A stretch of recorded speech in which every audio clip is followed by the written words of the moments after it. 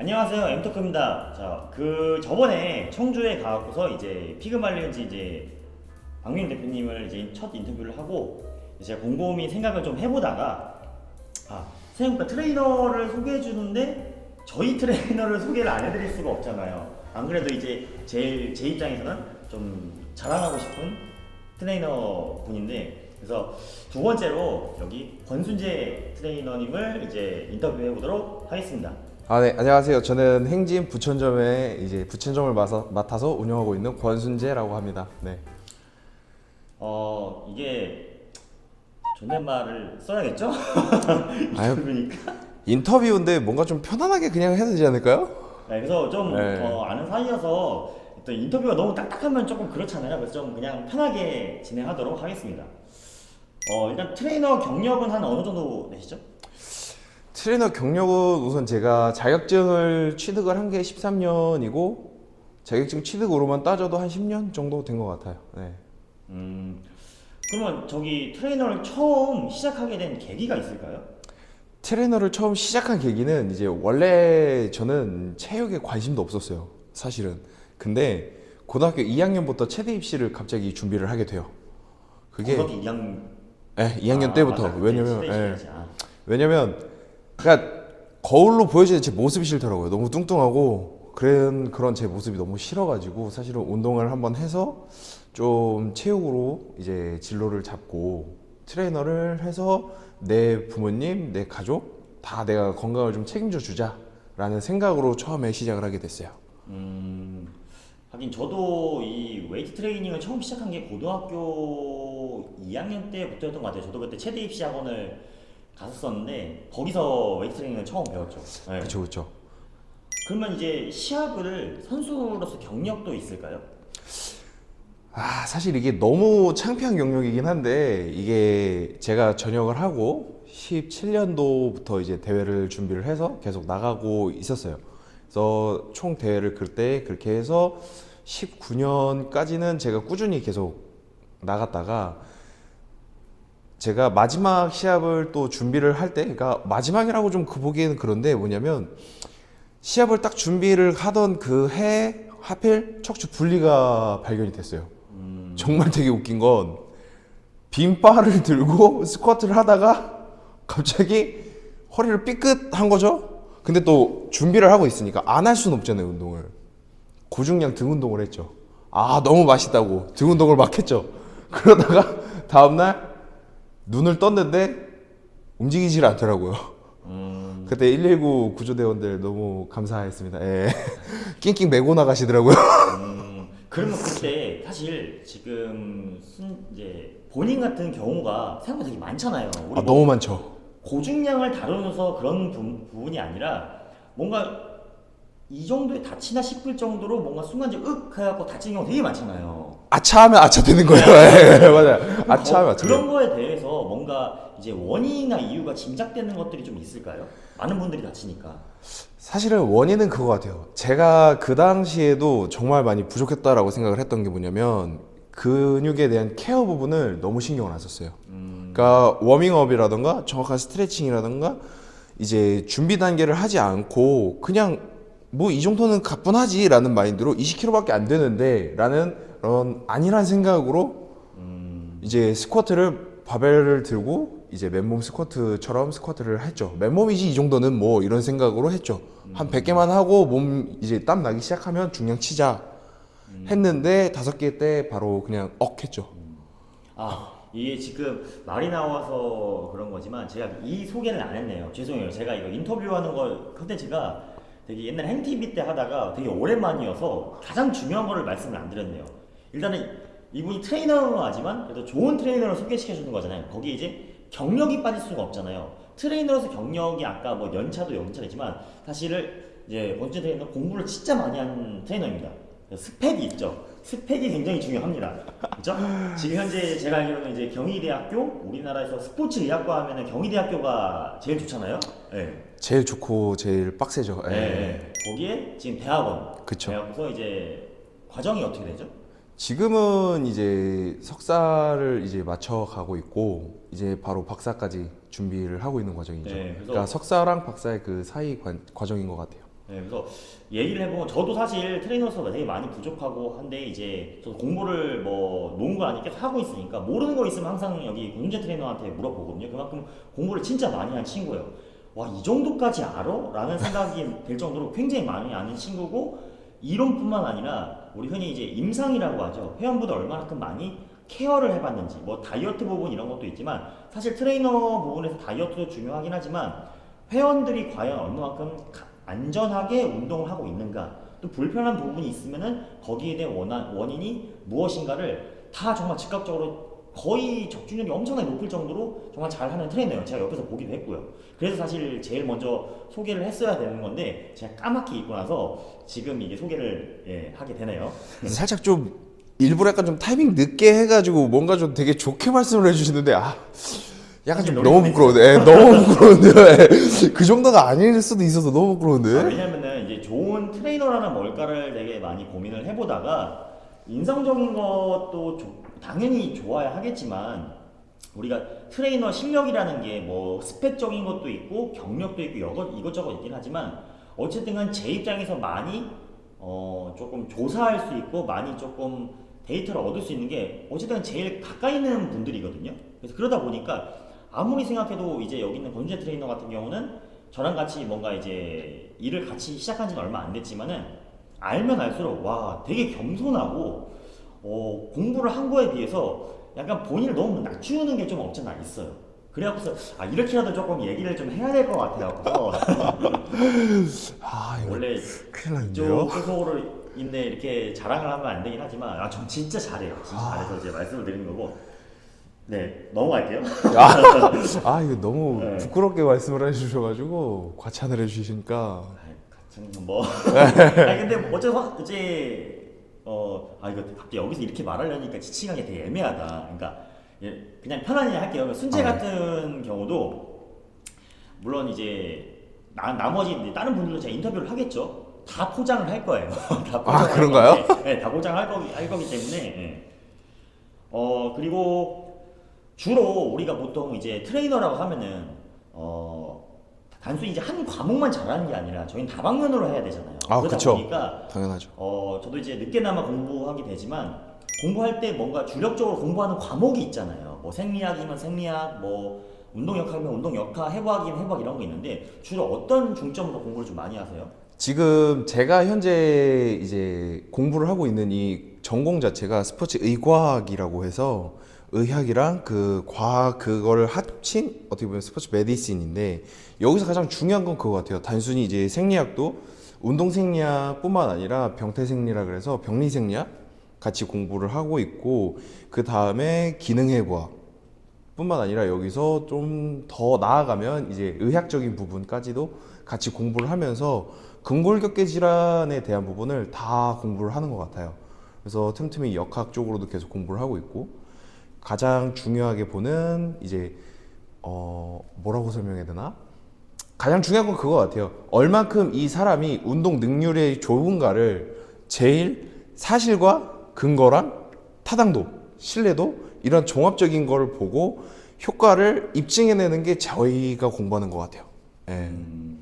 쉽게 여러분들이 보고 있는 뭐 점증적 과부하다 하면 근육이 늘어나고 근비대가 생기고 요거에 대한 효과들을 다 논문으로서 입증을 하는 거죠. 이렇게 해서 논문이 나오면 이거를 다시 이 결과랑 결론을 가지고 하나의 서적으로 만드는 것이 보는 전공 서적이 되는 거고요. 그래서 좀 다방면으로 되게 많이 공부하지만 제일 기초적인 거는 사실이랑 신뢰가 있는 그런 효과를 입증해내는 게 제가 하고 있는 그 공부입니다.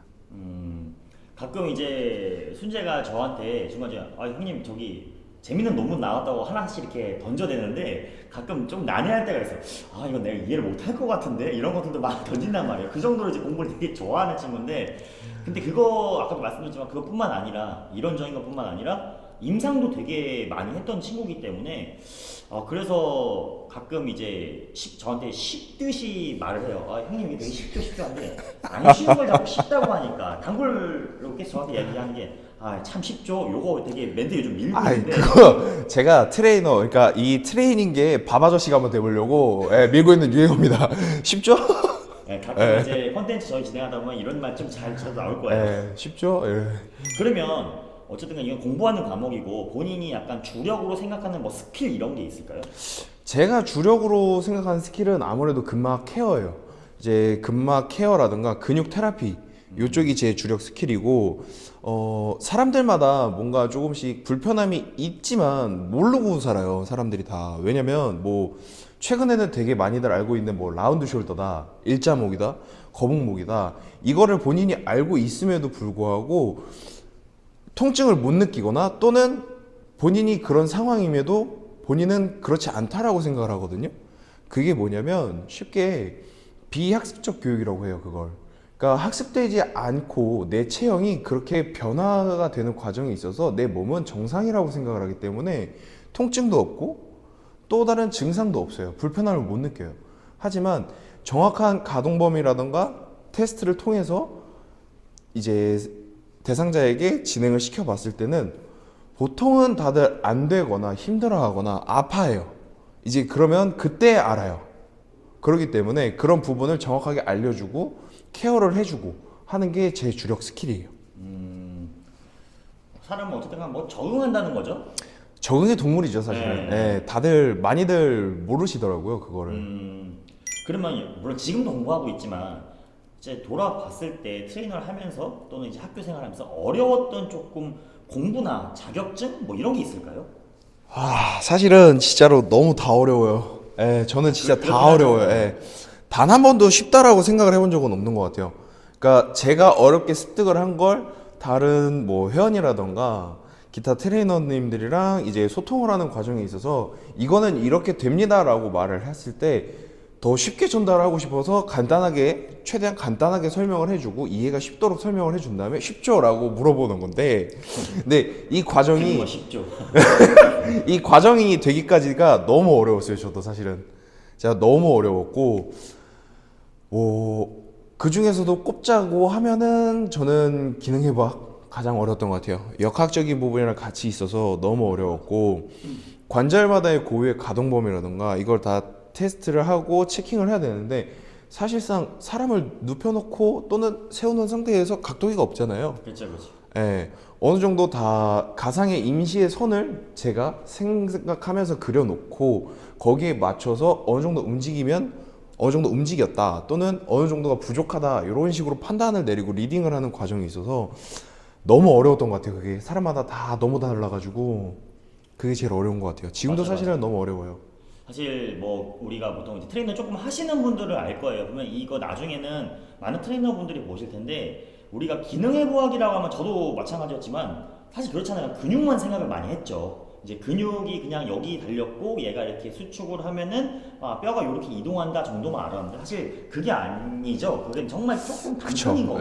너무 단편이죠. 너무 단편이기 때문에 사실 뭐 뼈의 위치 뭐 그다음 당연히 근육도 알아야 되고 그다음에 이제 관절에 대한 뭐 아까 말한 가동 범위 그다음에 혈관은 어디로 지나가는지 또 신경은 어디로 지나가는지 공관은 어떻게 되는지 이런 걸 다 해야지 우리가 이 사람이 어떤 질환을 갖고 있구나 어떻게 케어를 해주겠다 계획이라는 게 정립이 되는데 그러다 보니까 좀 지금까지 기능 회복이 제일 어려운 것 같아요.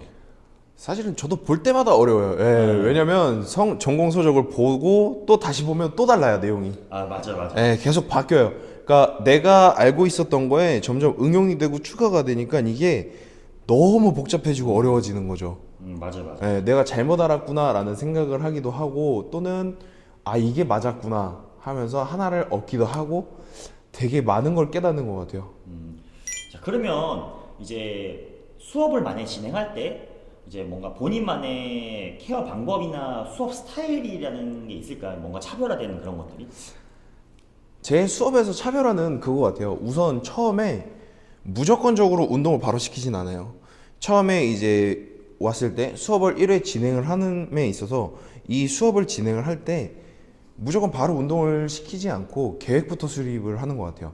정확하게 테스팅이랑 또는 신체 리딩, 밸런스부터 시작을 해가지고 다 리딩을 해주고 그리고 나서 이 사람이 어느 정도의 체력 수준이 있는지 또는 어디가 아픈지 과거 병력 또는 뭐 질병, 기저질환 모든 종합적인 거를 다 되게 상세하게 물어보는 것 같아요. 처음에는.